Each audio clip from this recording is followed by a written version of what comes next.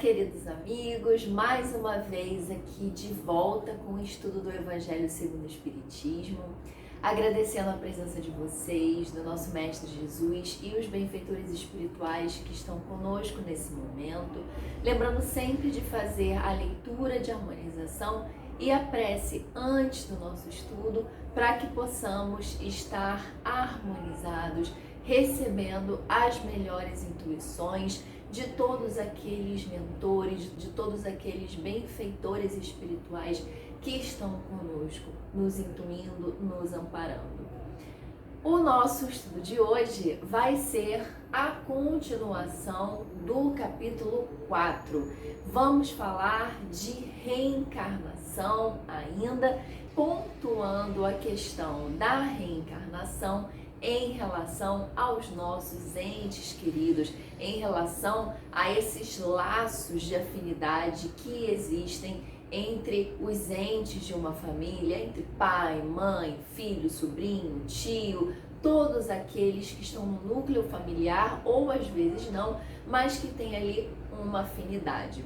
Esse estudo ele é muito importante porque ele é que vai nos ajudando a criar essa noção do desapego, a lidar melhor com essa noção do desapego quando um ente querido desencarna. É aquela sensação que temos muitas vezes, que falamos até erradamente, né? Perdi o meu filho, perdi o meu pai, perdi a minha mãe, e não perdemos nada. Parece uma besteira, né? É só uma palavra, mas quando a gente fala que perde, significa que era alguma coisa nossa. Tínhamos a posse daquilo, e no momento que aquela pessoa morre, desencarna, perdemos ela como se algum dia ela fosse propriedade nossa.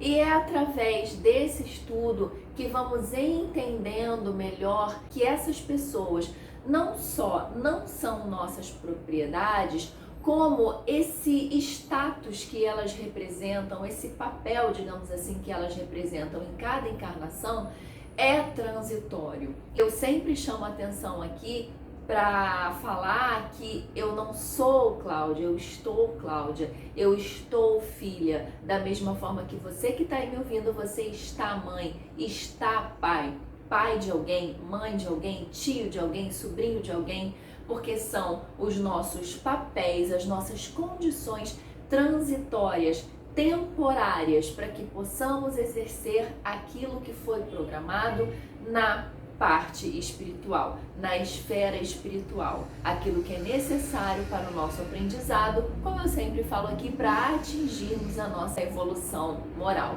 A partir desse entendimento, essa relação de apego vai ficando mais compreensível, porque uma vez que aquela pessoa não nos pertence e ela só estava nessa condição de pai, de mãe, de filho, para um aprendizado, para atingir uma coisa maior, nosso sentimento vai ficando também mais compreensível em relação ao acontecimento, principalmente do desencarne. Eu tenho muito essa preocupação de, ao falar do espiritismo, ao falar de sofrimento, ao falar dos nossos aprendizados, eu não quero dizer com isso que é fácil. Eu não estou romantizando a dor e romantizando o sofrimento, dizendo que, se você é espírita, você não tem por que chorar, você não tem por que sofrer, porque afinal de contas você sabe que aquela pessoa que era seu pai não era seu pai, estava só ali sendo seu pai nessa encarnação para te dar um aprendizado. Não é assim, óbvio, somos humanos, temos sentimentos e estamos no caminho do aprendizado. Mas é um passo, é um início para conseguirmos ir lidando com essa situação do desencarne, do sofrimento, da morte, através da compreensão do que cada coisa significa e de por que cada coisa acontece naquele momento.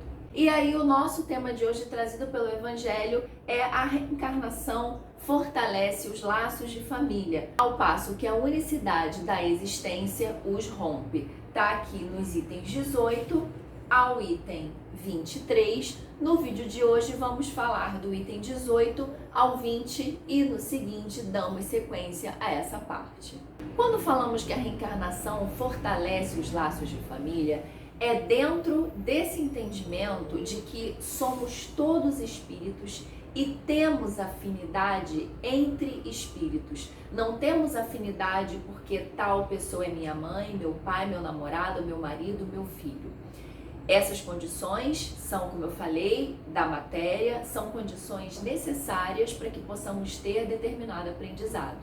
Mas a conexão ou não que vai existir entre essas pessoas vai se dar pelo que conhecemos por essa afinidade que existe entre os espíritos. Por isso fica fácil entender que a reencarnação vai fortalecer os laços de família, porque se somos espíritos, essa afinidade ela vai continuar mesmo após o desencarne. Então muito existe essa preocupação de quando desencarnam os entes queridos, a pessoa fala: eu nunca mais vou ver fulano, eu nunca mais vou ver o meu pai, eu nunca mais vou ver minha mãe. E o Espiritismo, através dessas lições, nos traz o contrário, que se a afinidade ela existe entre os espíritos, não é a morte do corpo físico que vai fazer com que ela termine. Ao contrário de uma afinidade que só existe devido à matéria. No momento que esse corpo físico, que é responsável por essa atração, por essa afinidade, se extingue, se extinguirá também essa afinidade que existia enquanto havia ali o convívio dessas pessoas. Existe então a parentela corporal e a parentela espiritual. A parentela corporal seria essa família que temos aqui enquanto encarnados, com espíritos não necessariamente afins, uns mais, outros menos, e a parentela espiritual seria aquela que é uma família, um conjunto de espíritos afins. Na espiritualidade, você tem às vezes aquela mãe que não se dá com o filho, aqueles irmãos que não se dão entre si, aquele pai que não se dá muito bem com a mãe, ou pessoas que até se dão relativamente bem, mas que tem uma ali dentro da família que parece que o caráter é diferenciado, o nível de evolução mesmo é diferenciado, a integridade, tudo ali é um pouco diferente, parece que essa pessoa não pertence àquela família, né? Esse capítulo vai nos trazer essa explicação, dizendo que de repente esse espírito que está um pouco ali diferente, ele pode não pertencer a essa parentela espiritual, embora pertença a essa parentela corporal, a essa família, muitas vezes porque foi colocada ali para aprender e também para ensinar aqueles outros que ali estão.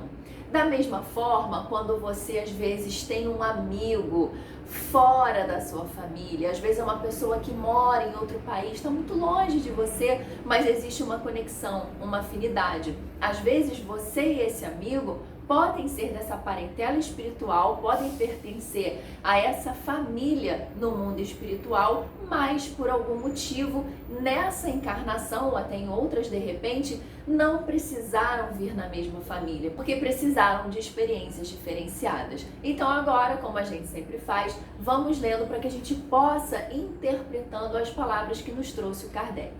Então no item 18, se você está aí com o seu evangelho aberto, você vai ler comigo. Os laços de família não sofrem destruição alguma com a reencarnação, como pensam certas pessoas, do tipo, eu vou morrer e eu nunca mais vou ver essa pessoa. Ao contrário, tornam-se mais fortalecidos e apertados. O princípio oposto, sim, os destrói. E agora a gente vai ver aqui na continuação como que acontece esse fortalecimento dos laços que ele acabou de comentar. No espaço, os espíritos formam grupos ou famílias entrelaçados pela afeição, pela simpatia e pela semelhança das inclinações. Então vamos reparar que quando encarnamos, quando estamos encarnados aqui, o que nos faz pertencer a uma determinada família é o vínculo biológico, fruto da união de determinadas pessoas. Sou filha, sou filho daquelas determinadas pessoas. E assim os meus irmãos, e assim todas as famílias, os avós, é assim. É através do vínculo biológico. Independentemente se essas pessoas se dão bem, se vão ter afinidade, se vão ser simpáticas e principalmente se vão ter as mesmas inclinações.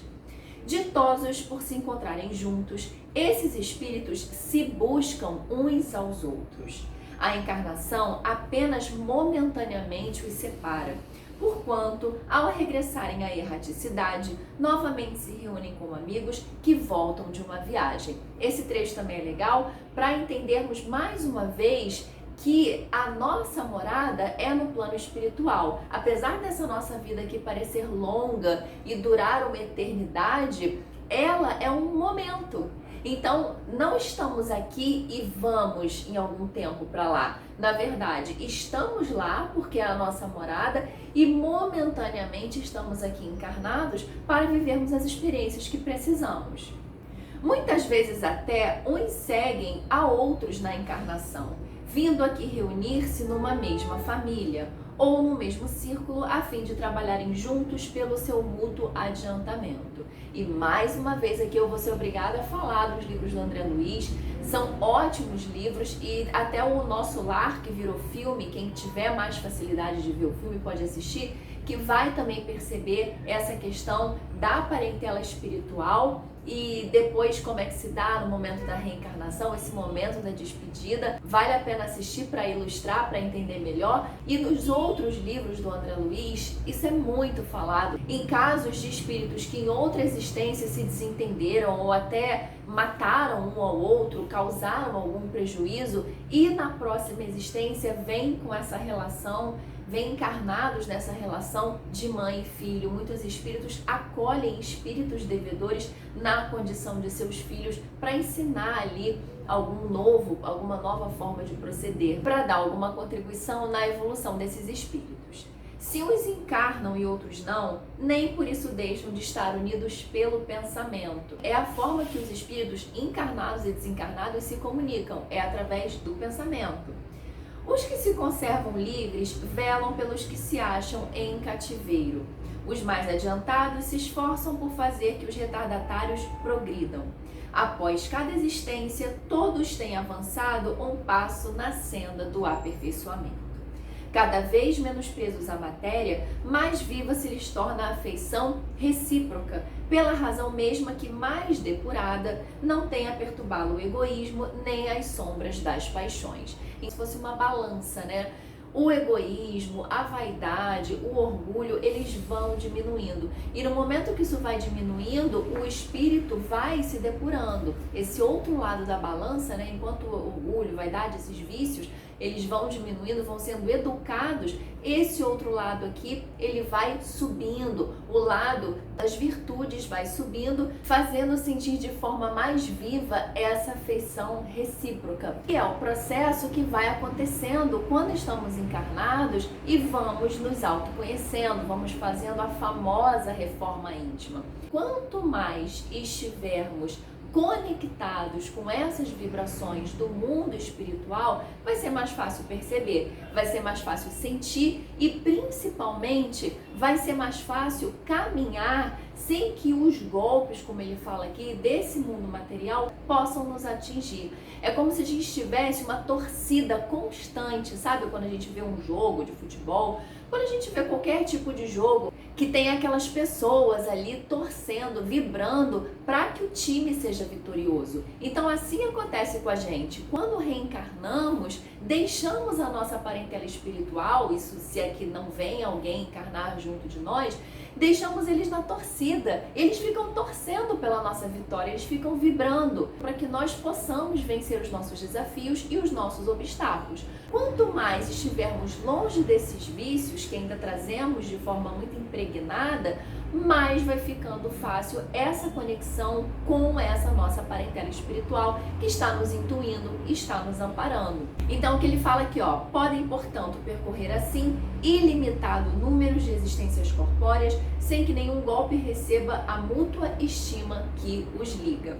Ou seja, esse amor, essa afeição que existe, independe de quantas vezes tal espírito vai precisar reencarnar, porque esse afeto, essa afeição, ela vai continuar. Está bem visto que aqui se trata de afeição real, de alma a alma, única que sobrevive à destruição do corpo. Porquanto os seres que neste mundo se unem apenas pelos sentidos, nenhum motivo têm para se procurarem no mundo dos espíritos. Então ele está dizendo aqui que essa afeição de alma a alma, essa afeição entre espíritos, ela é entre espíritos. Então não tem problema o corpo acabar, o corpo físico acabar. Agora, aquela afeição que é relacionada às coisas da matéria, nenhum motivo vão ter para se procurar quando desencarnarem, porque essa atração e essa afinidade vai ser vinculada ao corpo. E uma vez que esse corpo acaba-se com ele todos os sentimentos originários dessa condição.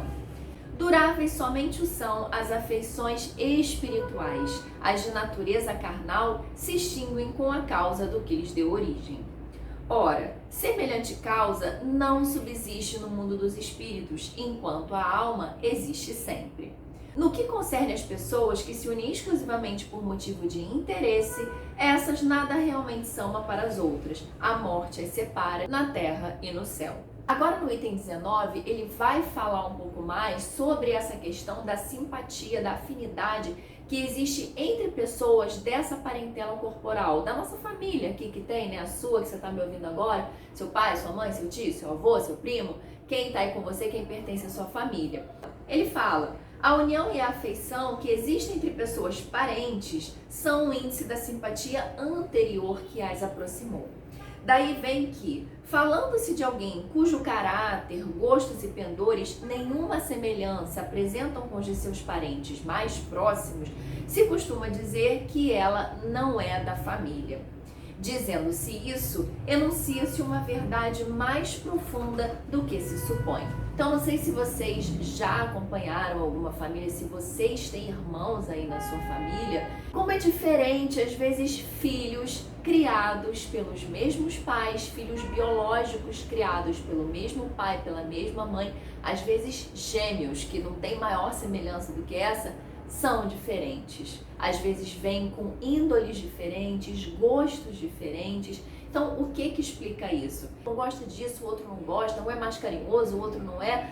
Por quê? Pode acontecer isso que ele está falando. Essas pessoas que são irmãos nessa existência não necessariamente são espíritos afins, sequer pertencem à mesma parentela espiritual. Deus permite que nas famílias, olha aí a explicação do que eu tinha falado, ocorram essas encarnações de espíritos antipáticos ou estranhos com o duplo objetivo de servir de provas para uns e para outros de meio de progresso. Assim, os maus se melhoram pouco a pouco ao contato dos bons e por efeito dos cuidados que se lhes dispensam. E aí a gente volta até naquele assunto de provas e expiações. De repente, uma família recebe um espírito complicado, rebelde, muito difícil de lidar. Esse espírito complicado, ao mesmo tempo, ele vai ter oportunidade de aprender com todos aqueles outros da família que têm algo a ensinar, que já têm uma compreensão maior e já conseguem doar amor, doar perdão, ensinar valores para eles. E ao mesmo tempo, esse espírito complicado estando nessa família vai ser uma prova e às vezes uma expiação para essas outras pessoas. Porque não é fácil você dentro da sua família lidar com uma pessoa que é grosseira, que é rebelde, que é agressiva. Não é fácil. Quem tem na família, e quase todo mundo tem, porque somos todos diferentes, sabe que é assim. Então é um trabalho de dia a dia e é muito bonito perceber que existe essa troca, que não é por acaso que certas pessoas estão ali como pai, filho, irmão, esposa, marido, não é por acaso. O caráter deles se abranda, seus costumes se apuram, as antipatias se esvaem. É desse modo que se opera a fusão das diferentes categorias de espíritos, como se dá na Terra com as raças e os povos. E aí no item 20, para finalizarmos esse estudo de hoje, o temor de que a parentela aumente indefinidamente em consequência da reencarnação é de fundo egoístico. Prova naquele que o sente falta de amor bastante amplo para abranger grande número de pessoas. Um pai que tem muitos filhos ama o menos do que o amaria a um deles, se fosse único. Então aqui Kardec vem chamando atenção para essa preocupação da reencarnação, porque veja bem, ele vem falando que esses espíritos têm afinidade independente dessa parentela corporal que aqui existe. Então quer dizer que toda vez que eu reencarnar, eu vou ter um monte de pai, um monte de mãe, um monte de irmão?